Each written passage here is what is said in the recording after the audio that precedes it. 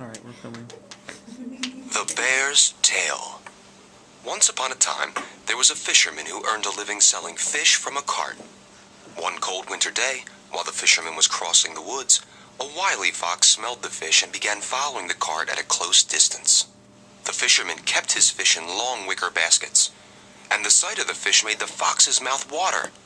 Oh, she was hungry for some fish. The fox, however, was reluctant to jump on the cart to steal a fish, because the fisherman had a long whip that he cracked from time to time to spur on the horse.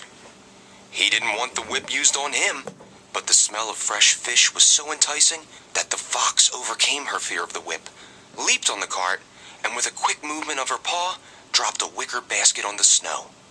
The fisherman did not notice anything and continued his journey. The fox was very happy.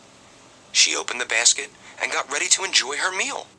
She was just about to taste the first bite of fresh fish when a huge bear appeared. "Where did you get all that tasty trout?" the big bear asked, looking terribly hungry. "I've been fishing," the fox lied. "Fishing? How? The lake is frozen over," the bear said, incredulous. "How did you manage to fish?" The fox knew that unless she could get rid of the bear with some kind of excuse, she would have to share her fish. Finally, she said, "I fished with my tail." "With your tail?" said the bear, even more astonished. "Sure, with my tail. I made a hole in the ice, and I dropped my tail in the water. When I felt a bite, I pulled it out, and a fish was stuck on my tail," the fox told the bear.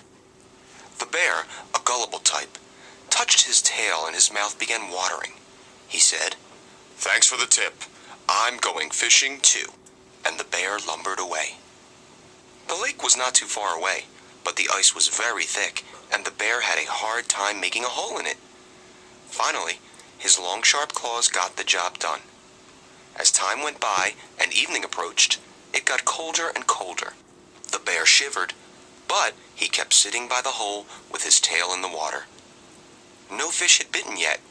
The bear was very cold, and the water of the lake began freezing around his tail. It was then that the bear felt something like a bite on the end of his frozen tail.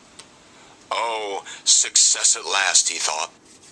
The bear pulled with all his strength, heard something tear, and at the same time felt a very sharp pain. He turned around to find out what kind of fish he had caught and realized that his tail, trapped in the ice, had been torn off.